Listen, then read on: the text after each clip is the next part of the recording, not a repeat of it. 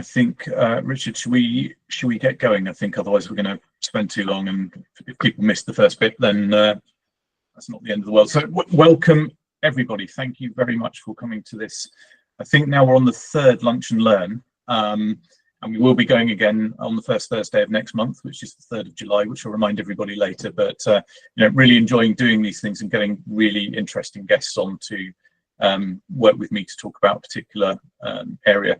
So today we're joined by Chris Waterman, and Chris is one of the most unusual people I've met for a lot of reasons, but one of those, and I think a lot of them will become apparent as we go on, but one of those reasons is I've never met somebody before with so much knowledge of how policy is produced, how legislation is produced, across various different sectors, of one of which is the building safety that we're talking about today. But that's not where Chris's background lies. But literally, if you go and visit Chris in Parliament, which I've done a couple of times, it's very difficult to actually have a conversation because everybody walking past is saying hello to Chris. So without further ado, I'd like to hand over to Chris just to introduce yourself if you can, and just explain a little bit of how you ended up spending a lot of time hanging around the parliamentary estate in Westminster.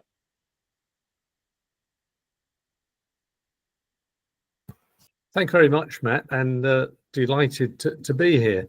I'm a primary teacher by profession, and I did various jobs in education, but 25 years ago, I became a parliamentary researcher, and that got me a badge which gets you in and out and through all the locked doors in Parliament. I cut my teeth on the Plain Guide to the Children Act, which got me interested in legislation. And then I suppose it's probably immediately before COVID, I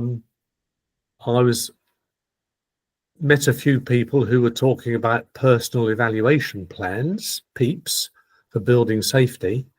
And I then began working with some of the members on the Housing Select Committee. And as a result of that, I produced a plain guide to the bill, and my latest product is the plain guide to the Building Safety Act. So I've been in and around in parallel with doing other jobs in Parliament for about 25 years. I think that's enough from me, Matt.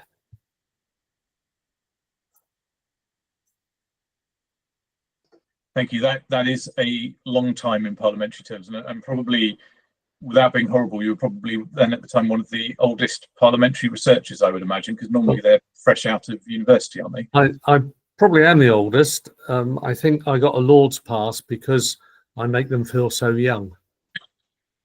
Fantastic. I know that feeling. So thank you for that. And we'll go as we go through. I'm hoping that we can sort of bring out and explain a lot of what goes on behind the scenes that takes us from something like the Hackett report through to what everybody on this call is either implementing now, thinking about how to implement, or even is on the receiving end of, because I know we have some residents on the call as well who would be effectively, their building managers would be subject to this law, and they may well be picking up some of the costs or all of the costs of complying with this new legislative regime. So moving on, just worth a reminder, I think, of the timeline of all this, because there's been some key things that have happened. So the first thing is we are just approaching 8 years since the Grenfell tragedy, so on the 14th of June 2017. So that's really the starting gun, if you like, for the change that we've seen. We had Lacanal before and various other incidents, but they didn't really make any sort of tangible change to the regulatory environment as a result of them. So if we start the clock in June 2017, we had the Building Safer Future report, which landed in May 2018. So that was what's often known as the Hackett report. That had an interim report in December 17, but the full report was issued in May 2018. And that's where Dame Judith said, we need a regulator, a new regulator, we need to introduce a golden thread of information for building safety. We need to amend various laws, etc., etc. We need safety case reports. This is where this whole regime that we have now for higher risk buildings, so buildings over 18 meters or over seven stories or more, came from. Alongside that, the Grenfell inquiry was running, and that issued its first report in October 2019. So the phase 1 report came in October 2019. That's where we got the genesis of things like the Fire Safety England regs coming from, which we'll come on to. In June 2022, the Building Safety Act was commenced or enacted. So it went from being the Building Safety Bill to being the Building Safety Act at that point when it received royal assent. And then some of that act was commenced immediately. The majority was October 23 onwards in terms of commencement as it rolled out. Maybe actually, Chris, might be good if you just jump in. So could you just explain why that happens when something like the Building Safety Act passes, why it doesn't all just go live overnight or why it's delayed? Yeah, thanks, Matt. I mean, because it was such a massive act and nearly all acts are phased, a lot of them need secondary legislation to explain the detail of what you do. So it's not just do all these things, it's these things will happen on day one, on enactment. And indeed, there's plenty of bits of legislation that have never been enacted, so to speak. They're still quotes on the statute book, but they've never been introduced.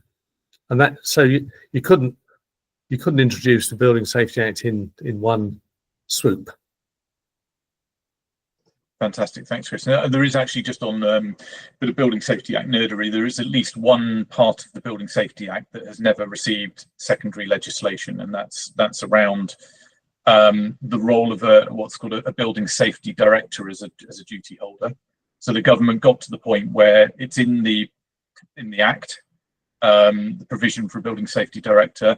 They then put out a consultation. We'll go on to this process in a minute. Put out a consultation, which was responded to. That consultation closed, and I've never seen any further mention of that part of the Building Safety Act. No. And that was around effectively sidestepping liability for, well, sidestepping is the wrong word, transferring liability for example, for residence management companies to a professional building safety director in return for payment. But how you go about doing that has never seen the light of day. So maybe at the Q&A, if anybody has any further intel on that, that would be great to share it. So we moved on then from June to January 2023, where the I think amazing Fire Safety England regs in terms of how they improve building safety were commenced. And again, this is regulation that appears to have sort of disappeared without trace when it comes to public communication, regulatory enforcement, for example. But this is the set of regulations that say management need to inspect fire safety systems every 12 months, every month. Fire doors explicitly for flat entrance doors every 12 months, every 3 months for communal fire doors. Reporting faults, reporting rectification, sharing fire safety plans or building plans, external wall information, etc., with the local fire service. And it actually, my view is, if enacted properly, this is really powerful stuff. Unfortunately, again, it seems to be one of those things that some people have picked up, other people have ignored, but there's been no real sort of follow-up activity in relation to those regulations or enforcement. So again, maybe we'll get some of that from the from the audience as we go on. And then we roll into September 2024, which was sort of the latest staging date, which was the Grenfell inquiry phase 2 report. We've just had an update from government, well, 6 months after September 2024, the government gave an update to say, basically, thank you very much, we're broadly accepting all of these recommendations, of which I think there were 58 separate recommendations. And we're working on it and we're very busy, and we'll come back in the future and tell you a bit more.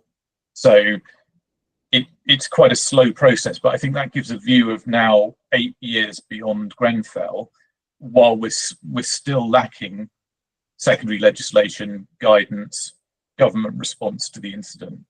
And then going over, although it's not regulatory, we still haven't now moved into the phase really of seeing prosecution activity for people that were involved or organisations involved in the Grenfell tragedy. So this, I mean, Chris, what's your view roughly of when you think the legislative enforcement activity that started with Grenfell might sort of kind of be done, if you like, and be embedded? I mean, that's a really hard one. In education, I was always keen on well-funding Ofsted, because I think the regulators need to be very well funded. Not popular with schools, but in terms of the Building Safety Act, we have a new regulator, and that appears to be making pretty slow progress. And I think there's the building safety regulator, but also the other people who are inspecting, local authority officers. Local authority have been cut to the bone.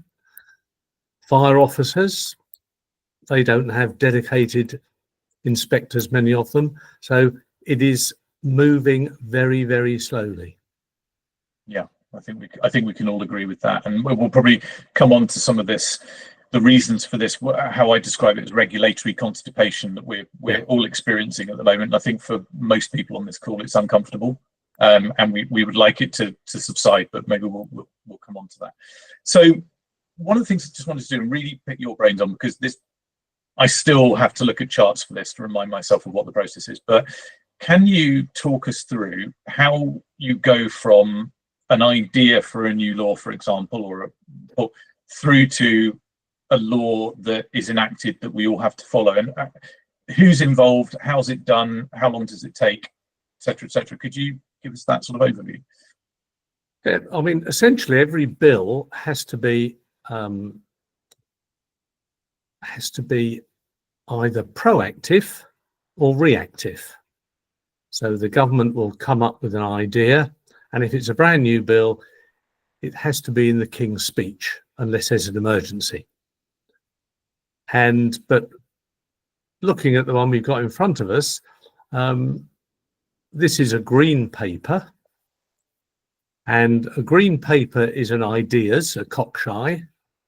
The white paper says, having heard the response to the green paper, the white paper sets out what the government intends to do, and then it is drafted between the sponsoring department and parliamentary council. And unfortunately, perhaps, these are very specialised people, and they have to stick to the letter of the law. And that is why the bills are so wordy and the language is so difficult. But also, when they're working out what to do, they need to refer to previous legislation, because so much of our legislation is amending what's gone before. So that's the bill drafting bit. And it is then, sorry, I'm going to look at my printed notes because my screen is fairly small. And so once a bill has been drafted, it is presented to Parliament, and it can be presented, the first reading, which is a formality, can either be in the Commons or the Lords. The green paper in front of us, that's going through the Commons first, as did the Building Safety Act. And essentially, second reading is where everybody on the floor of the House, in the chamber, gets to make whatever comments they want. And obviously that's all on Hansard. And So, then, Chris, just to ask a quick question on that then. So when any of the construction products bill or whatever it ends up being called comes for its second reading, yeah, how much parliamentary time do you think, bearing in mind the 600 and something MPs, how much time do you think they will schedule to debate that piece of that bill? because it's a relatively niche area, it's probably going to be one day. But again, one parliamentary day is reduced by urgent questions, ministerial statements. So, it's pretty difficult to forecast. Right, okay. Sorry, carry on. Okay, and after second reading, it goes into a committee. These are called bill committees, and they're chaired by an MP, but independently, and the government always has a majority on the bill committee, and they will go through the bill literally line by line, making suggestions, adding new ideas from the government, and generally voting down new ideas from the opposition. So sorry, I right. find this fascinating. I'm hoping everybody else finds this fascinating, but it's the sort of questions I have. So if there are a group of MPs in the bill committee that I would hazard a guess are probably not subject matter experts in construction product regulation. There may be a few, but I imagine most aren't, as I'm not. Where do they get their ideas from? Who actually, does anybody sort of yank them back and say, hang on a minute, this doesn't compute in the real world based on my 40 years experience in construction products or whatever? Or so how do you actually get good ideas or common sense, if you like, or subject matter expertise into that, or is that too late at that point? No, it's not too late, but the MPs will receive briefings from the world and its partner on particular issues, and they will also meet particular groups. So really, it's as it's going through the committee stage is where input comes in from all over the place, and the MPs have to pick their way through that. So do they call witnesses then do they invite people into the bill committee to give evidence? That is very unusual. And the assisted dying bill, for example, had endless witness sessions before the bill began, but that is the exception rather than the rule. Okay, good. Okay, so what comes next? Well, once the committee have finished the bill, and there's a programme motion, and the one freshest in my mind is the Children's Wellbeing in Schools Bill. They met for 14 half days, and you have to agree to get through the whole of the bill. The bill is then reprinted, and it's then goes to the report stage, where essentially the government reports back on the bill and what has happened to it since the second reading, and everyone then gets a chance to comment again. And sometimes the third reading is taken immediately afterwards. Sometimes there's a break, but at the third reading, the bill is voted upon, and in the case of the construction products, assuming it begins in the Commons, it then goes off to the Lords, who go through the same process. There's then, if they can disagree, there was a lot of disagreement on the Fire Safety Act. Yeah. And so you then go into something called ping pong, where the Lords make amendments. They are then sent back to be considered by the Commons. The Commons will often reject them. It then goes back to the Lords. That's the ping and the pong bit. But eventually, if necessary, the Commons will use the Parliament Act to say enough is enough. The bill is finished, and it then goes off for royal assent. Final stage, after enactment, and this is what we were talking about earlier, after enactment, various bits of the bill come into force on that phase basis that you described, Matt. Okay. That's really good. So if you, it's a process, and obviously we have recesses in there and all sorts of stuff to, it seems to be that Parliament spends more time not in Parliament than in Parliament, but and this is one of many pieces of legislation going through the Parliament at any one time. So if the Construction Products Reform Green Paper was published about 6 months after the Grenfell inquiry, so I think it was about March this year, roughly.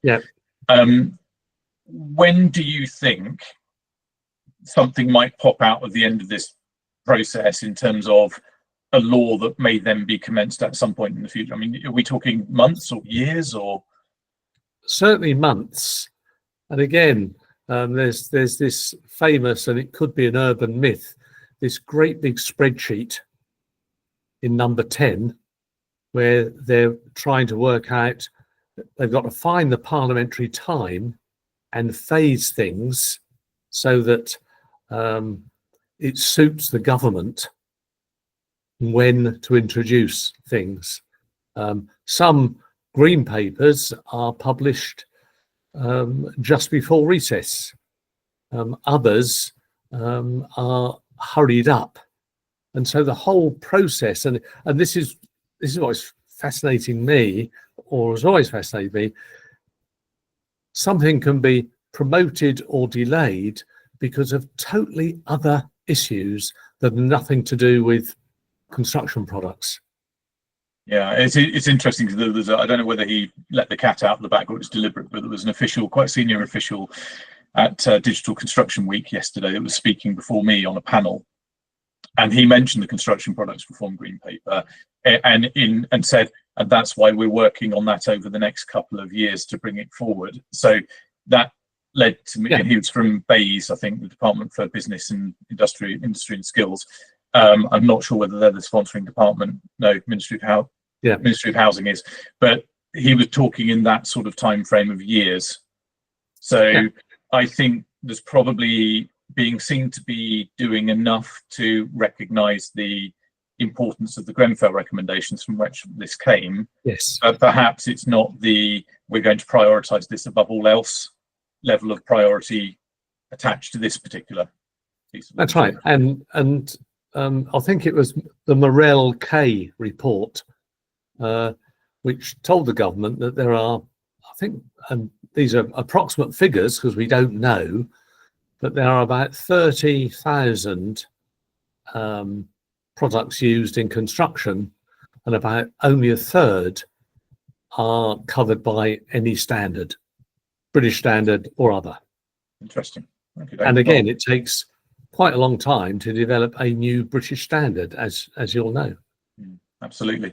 So moving forward, I thought it would be useful to, and this shocked me because I'm not a lawyer, I deal with bits of this stuff, but when I actually looked at the Building Safety Act, for example, apart from the Building Safety Act itself, what were and you mentioned this in your talk, how many other pieces of legislation were amended as a result of or because of that? So we've got actually I've left the Building Safety Act, but looking at this, I was not fully aware of the Architects Act of 1997, for example, but apparently that was amended by the Building Safety Act. Some of them we all know and love, like the Regulatory Reform Fire Safety Order, but then we sort of come into things like LAFRA, which is the Leasehold and Freehold Reform Act. And again, not really my area of sort of understanding exactly what that change is, but it's just interesting that this is why we employ lawyers, but sort of understanding. But I always look at this from a practitioner's perspective and saying, well, if my job is broadly compliance related in the built environment, I kind of need to know this stuff.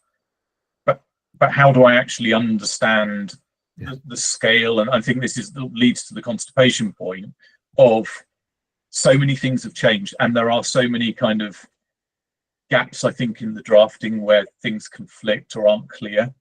But that was so. This is primary legislation, effectively, that we're talking about here. And then sitting beneath that, and I think you mentioned this, Chris, we have secondary legislation, or I believe statutory instruments would be the way to describe those. So these are typically, and again, please jump if I'm wrong, but my understanding is these are typically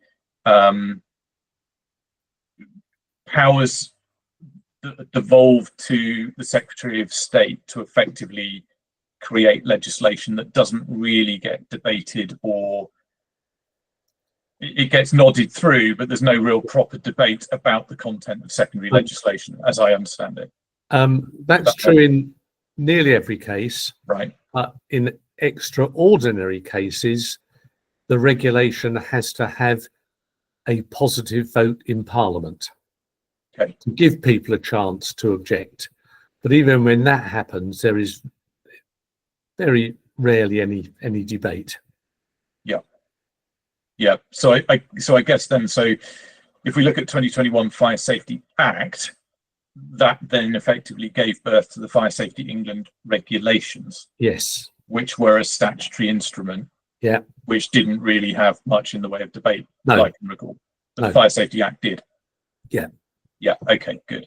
So moving over, and this is where it now gets more complex. So if you think of this at the top of the pyramid, the primary legislation, if we then go to the secondary legislation, and again, this is not exhaustive, but secondary legislation that fell out of the Building Safety Act, this is not all of it, are on the screen now. And again, I won't thankfully grind through all of them, and there's a few acts in there as well. But what I wanted to do is to say, let's just sort of drill down slightly into one of those multiple that are on the screen there in 2023-24, the Keeping and Provision of Information Act and regulations. This is one that I work in all the time. So for an idea of scale, this second piece of secondary legislation is 24 pages of type print long. It contains 3 schedules at the back of it.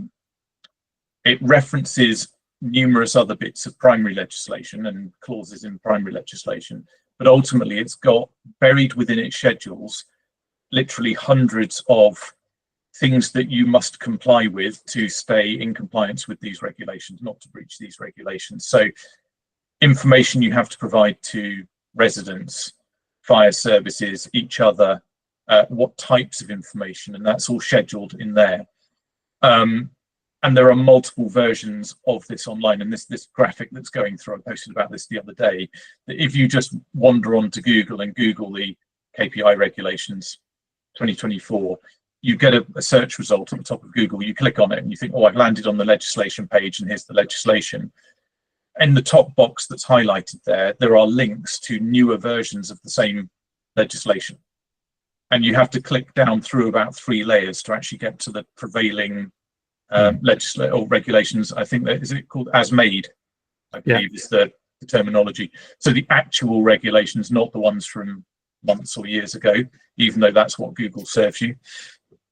So just if anybody is looking at these things, be careful. But there is a literal ton of secondary legislation that fell out of the Building Safety Act. And as we talked about earlier, some of it that we're expecting still hasn't appeared. It's parked with the Secretary of State, it would appear. I think it's probably also important to mention that I think there have been a number of consultations along the way about secondary legislation. Yes. So I think that's another layer of consultation, isn't it? That I think people would have seen around property development tax and levies and building safety charges and all sorts of stuff that informs and that dialogue with people lobbying one way or the other is going on, every day. Yeah, there's a reason why in Portcullis House there's lots of people sitting there having cups of coffee and bending the ear of MPs and laws and all sorts of things, which is part of what you do. Brilliant. Okay, so that's sort of that dive in, and then this, as I mentioned, the KPI regs then have within, so one of the 3 schedules is prescribing information that needs to be kept. And again, this all breaks down into lots of detail underneath each of these headings. And then you've got another schedule, I think that should say schedule 2, of prescribed documents, which is actually saying, and in document form, that would be a copy of your building assessment certificate if you like, or a copy of your application to the regulator, and so it goes on. But I think for most people on this call, depending on their role, will need to understand the implication of a good number of these pieces of secondary legislation, as well as the Building Safety Act that sits across the top of it, and its interaction with the Regulatory Reform Fire Safety Order and the Housing Act and the Building Act and all the other sorts of stuff that's and to some extent I'm doing some work with a team in the Commons to simplify the process so far, or sorry, not to simplify the process, to make the documents more accessible. But essentially, once an act is on the statute book, the politicians have done that. They then move on to the next act and the next act and the next act. So the regulations are really technical documents for people on the ground having to build buildings. Okay. And what is the before we move on from this, what is the chance? So for example, if you go through this process and you say, right, okay, we created the Building Safety Act and all the secondary legislation that comes from it, and there are some areas of this that are just either not working or not meeting the policy intent. How, and I'll paint an example of that one that's a very real one, is that notifiable works in a high risk building. So you have a survey, for example, of fire doors, and the recommendation is that they need to be replaced. Yeah. And there may be a level of danger associated with not replacing them, otherwise why replace them? At the moment, you would need to put a submission, a gateway 2 submission, into the regulator to follow the law, to effectively get approval to go and do that work, which would improve the safety of the building. That effectively factoring in, even if you got that perfect and the BSR were working at proper speed, is a period of weeks between being told there's a problem and being able to enact the fix for the problem. With the other delays as well, it's getting ridiculous in terms of that. So at what point might legislators say, do you know what, maybe a more robust kind of retrospective application process would serve building safety better than putting the approval before the fix? So how would that work? Okay, and this is, everything I've said is my personal opinion, you understand, but the government are committed to building 1.5 million houses in this parliament. If Angela Rayner hears that this is impossible because of these delays, then that is bad news.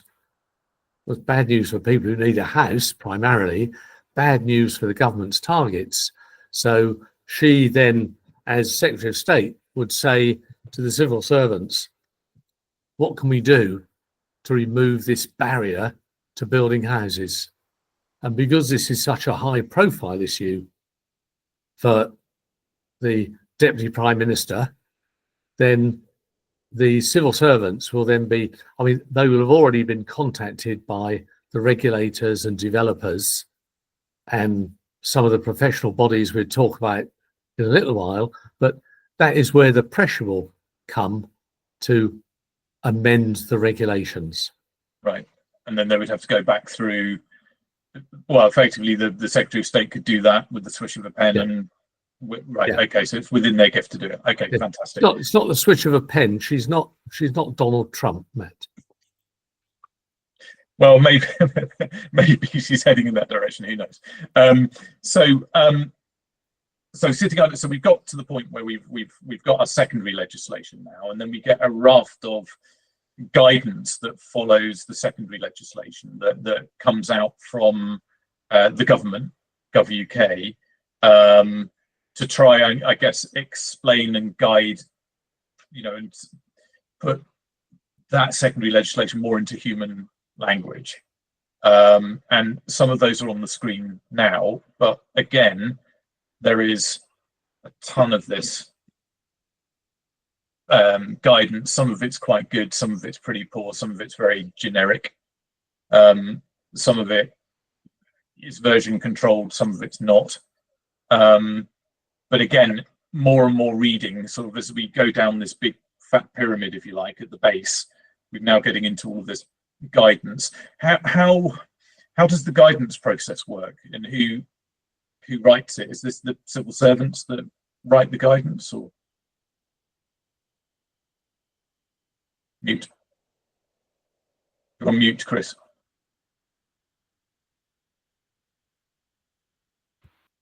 Civil servants will oversee experts that write the guidance. And again, there may well be informal consultation to say, does this work, before it's published? Because obviously everybody is embarrassed if something comes out that is inaccurate or will not work at all. Yeah. And the two things about official guidance, government guidance, there are two phrases. One is having to, quote, act in accordance with, which means you've got to do it. And the other one is to take note of. Can't remember the exact phrase, but you either have to do it, or you have to have taken notice of it. But it's up to you to what extent you do it. Okay, excellent. And then within what I would call official guidance as well, we've got and sorry, people like the building safety regulator and the HSE. Yeah, and the correct phrase is act in accordance with or take account of. Right. Okay, that makes sense. So below the official guidance, we go to the next level, which is what I would call the industry guidance, which is the interpretation, I think, of that industry body's spin on or being helpful. But from a REBA perspective, how do architects have to deal with this legislation, or fire engineers, or whoever it is, and that's still being published. So the Building Safety Alliance published Golden Thread guidance, their Golden Thread guidance, a few days ago, and I've shared that with a number of people. The NFCC have their things like Waking Watch guidance, for example, and there's just guidance everywhere. And I guess some of it's free, some of it is paid for. So, for example, the Institute of Structural Engineers published something the other day, which I got all excited about, and then realised that you had to pay a lot of money to actually access their guidance. So maybe we could come on to that. But there is a huge guidance industry, if you like, in terms of writing. And we've been guilty of writing some of it as well, in terms of how do you interpret all of that stuff that goes above, and say, because I think often there's a desire, understandably, for people to say, just tell me what to do, just give me the rules to follow, and I'll follow them. Unfortunately, we have a regime now which is a risk-based regime, so a lot of it is down to interpretation and your view, especially in occupation and at the gateways, as to what constitutes all reasonable steps towards safety. And there isn't, unfortunately, a clear tick box of if you show that demonstrate that you're doing those 100 things, you will be absolutely fine. No, it's subjective, unfortunately. And the word that crops up time and again is how do you assess somebody's competence? You're required to employ competent people, but there's no definition trade by trade. Yes, I mean, I think that is being worked on, but again, you have to do that now, but how you do it is being worked on and might deliver at some point in the future. So it's again, I think it's about, how do you go about actually demonstrating as far as you possibly can compliance with these different parts of the regulations. So it is very difficult. For the sake of time, I will move on, because I do want to make sure we've got some questions coming in. I want to make sure we've got time to address those. And Terry, I will come back to you with an answer to that question, or my thoughts on that question in a second. Just as a reminder, and I do this every time, we have done our best to try and group all of the primary legislation, secondary legislation, and guidance into one environment that is searchable and is version controlled. So when you click on something, you should be getting the latest version of whatever you're clicking on, rather than a previous version. Sometimes something might get overlooked. So again, if anybody, and I think a lot of people on this call already signed up to the resource centre, if you notice something that needs an update, please do let us know, and we'll go and find it. And we'll, it's a manual process because of the inability of the government to, properly version control all of this guidance. So that's why we stepped in. And if you do want to do that, if you either put something in the chat to say that you'd like an invite to the resource centre, or send us an email afterwards, or hit us up on LinkedIn, then we'll get you invited in. And every time something is updated or added, you get notified to say there is something new or something has been updated, so you can come and take a look.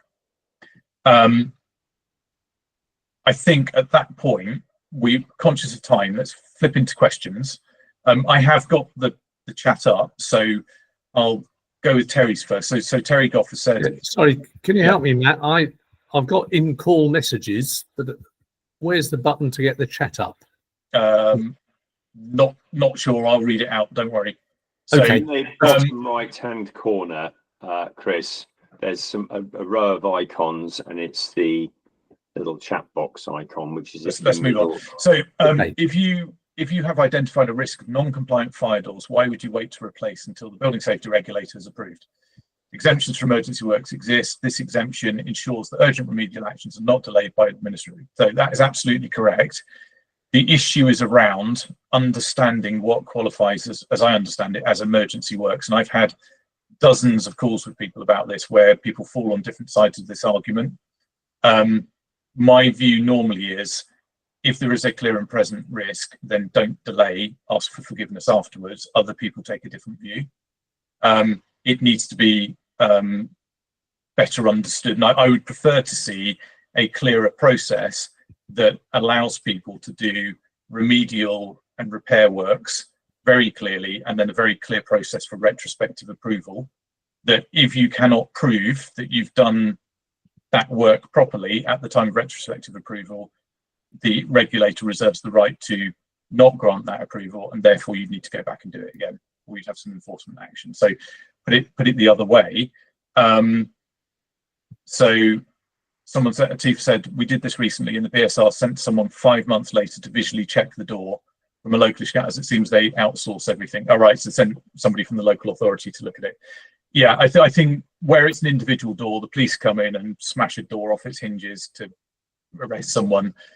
Emergency repair. I think when you're looking at a full-scale door replacement program that will have impacts on the fire safety of the building, does need to be recognised, does require resident engagement, activity, etc., then you've got a requirement really where I think it would be quite hard to argue that you don't go through Gateway 2. I'm sure people will test the boundaries, and I'm sure at some point we'll probably end up in a court where, like it's a roof garden, a story or not, decision was made that's then led to reissuance of guidance to try and confirm the point that we already started with. So Terry, again, there's a PAS, a standard for both the principal contractor and designer to identify competence. Yes, there are also lots of other areas of competence that haven't been nailed down yet, or are very hard to check. So again, when we start getting into data validation, for example, if you want a registered IFE fire engineer, their register online is opt-in at the time of creation. Therefore, there are a lot of registered IFE fire engineers that do not appear on the register. So therefore, it's very hard to validate whether that person is who they say they are without interaction. So has anybody else got hands up? Can we see?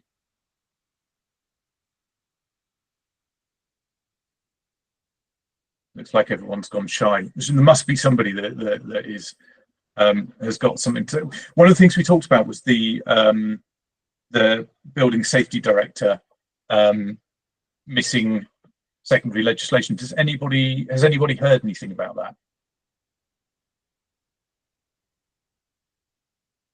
Well, that one dropped. You're on mute. Chris, you're on mute. Did they not decide that would be too expensive? No, that to was have the one- that was the role of the building. So that was the building safety manager as a duty Right. holder.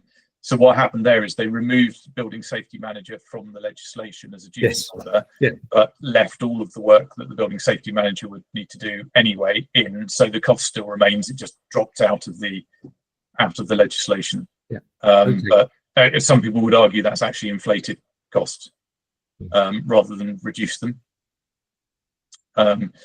James saying fire door assessment needs to be done by a competent fire risk assessor. Yeah, although slightly unclear in terms of management inspections, because the Fire Safety England regs says that effectively that a competent manager of a building should be able to make those visual inspections on a monthly basis, but then says that those checks should be in accordance with the relevant British standards. So I'm not sure, for example, if it's something like a dry riser, how you would be able to demonstrate compliance there. And again, that's never really been worked through. I think from the reading I've done, there is a lot of these inconsistencies that haven't been tested in court yet. So one key one is that term, all reasonable steps, that is new in the Building Safety Act, that we believe we understand what that means, but it hasn't actually been tested as far as I'm aware. There may well be something going through the courts, but I haven't seen it. So I don't know, again, if anybody's seen that in the audience. It's a difficult one. In the absence of other questions, so Terry's kindly shared some of the PAS numbers. There is a point on PAS, which is how long they last, and again how responsive they are. So PAS 9980, which is the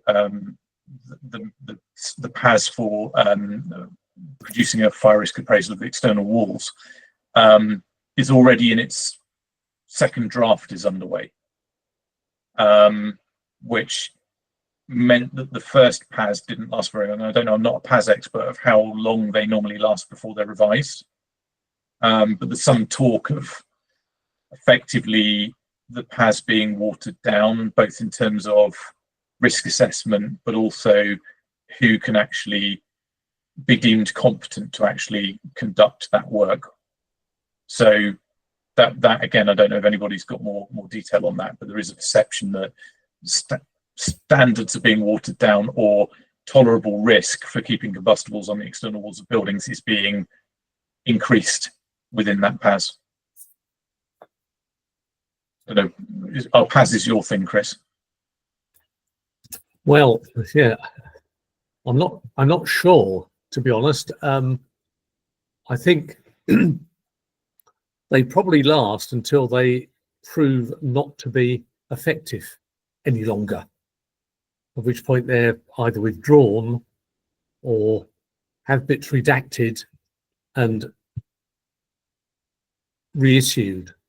And again, somebody just put up SKEB. You have to have the right SKEB.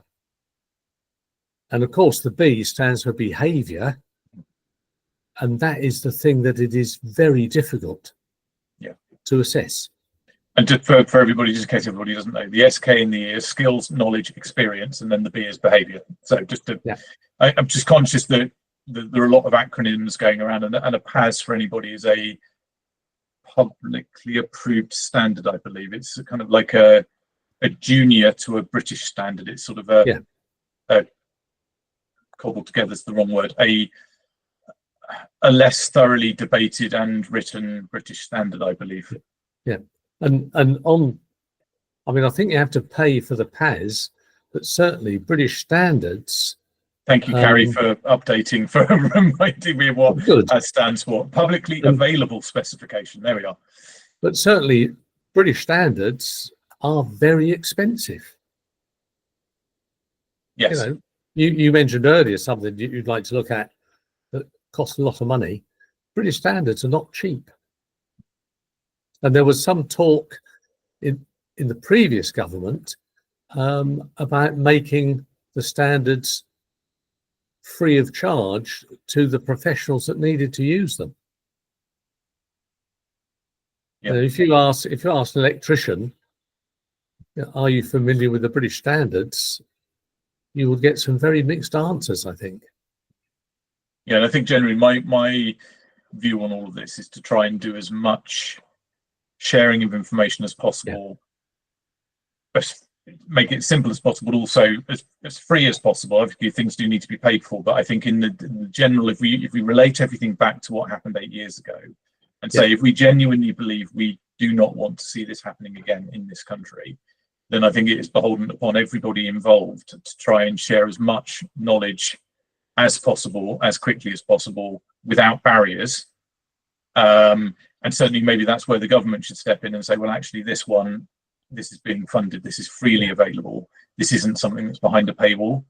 And again, it just baffles me really that a lot more work didn't go into the sort of understanding how you would operationalize all of this new legislation, because there's a mass of it, as we've demonstrated, but then also making sure that we are encouraging as much compliance, if you like, or adoption as possible. So a lot more carrot to go with the stick. The stick doesn't really seem to be very big or scary at the moment from what we've seen.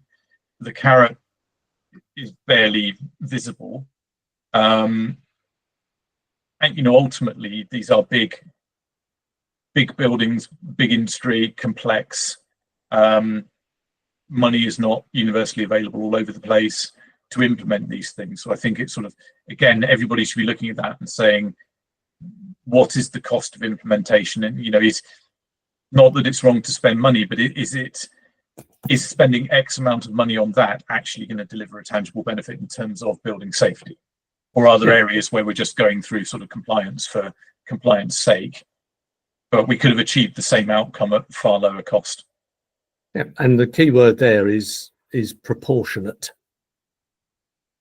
Is what you're having to spend proportionate to the risk you're ameliorating. Yeah, absolutely. And how, where you've got edge cases, for example, you are either subject to that law or you are not. You are in scope or out of scope, and at that point you can't really argue yourself out of it based on proportionality. No. So there will always be a line, and yes. I've published some things before of my particular favourite, if you like, is an 18.1 metre building. It's 5 stories, and it's in scope because it's 18.1 metres, not 17.99 metres, and it contains 5 flats. That is in scope of the higher risk regime, building safety regulator, tens if not hundreds of thousands of pounds of compliance costs that need to be charged back to those 5 leaseholders. And I'm not sure that that's what Dame Judith was thinking about when she wrote that paper back in and published it in 2019. No. But the legislation has gone in that direction to get to the point where edge case buildings like that are falling into scope. And I can't see, there is no way to argue out. No. So it is what it is, unless somebody comes back and redraws that line with a more sophisticated method of how you define a high risk building. And that has been asked for and is being looked at as a result of the Grenfell 2 recommendations. So maybe, but my gut feel is they're not going to kind of raise the bar back up in terms of height, for example. No. I think if anything, they're more likely to lower that bar in terms of height and bring in other types of building into scope. And Terry's just mentioned actually that about hospitals being an HRP during Gateway. Yeah, so Gateway 2 and 3, yeah, but then in occupation, no, there's no regulatory responsibility. So there are overlaps here and nuances to do with whether we were talking about the building control end of the process and construction, or whether we're talking about the occupation phase where there's exclusions. So there is, Carrie's mentioning care homes, yeah, exactly. There are multiple responses to different things that have gone on where people go, well, why isn't that a higher risk building? If we're talking about higher risk, surely a 4-story building full of people that aren't mobile, with oxygen canisters and all that sort of stuff, surely that's higher risk than a 5-story building above a prezos with young professionals living in it, for example. So there will be some change, but I do think, and the mood music I'm hearing is that more buildings will be brought into scope rather than buildings being removed, existing buildings being removed from scope. We're speculating.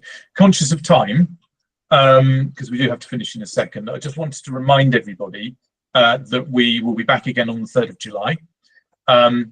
We will be sending an email out to everybody. If anyone wants to suggest topics, we're thinking at the moment this one, we might be looking back as a retrospective on Grenfell and what's changed and how people have been treated and everything. But if you've got other ideas, please do let us know in the feedback, because we want to hear what you want us to talk about.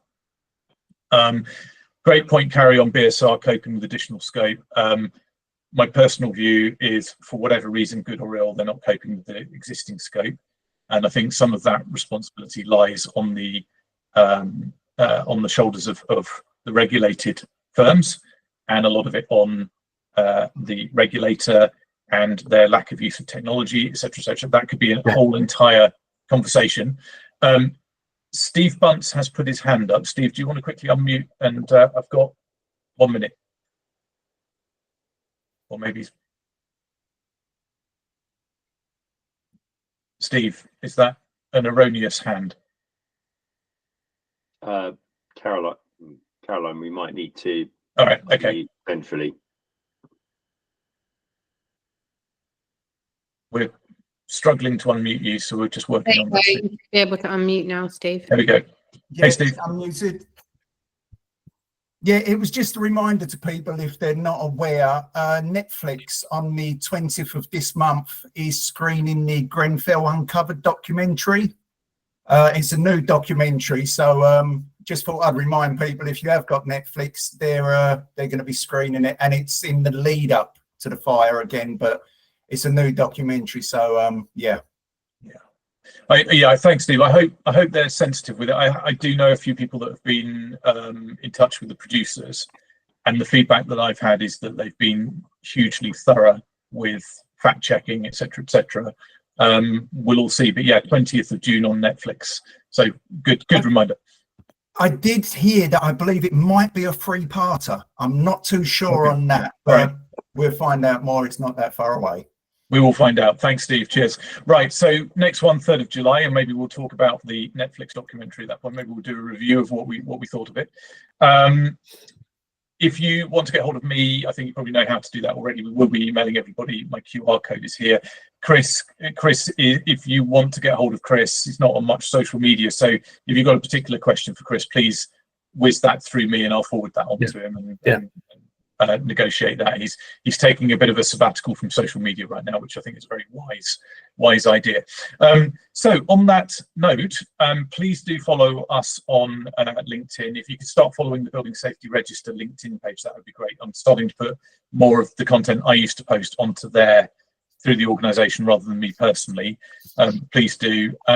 Thank you very much for everyone for attending. Sorry for being a minute late finishing.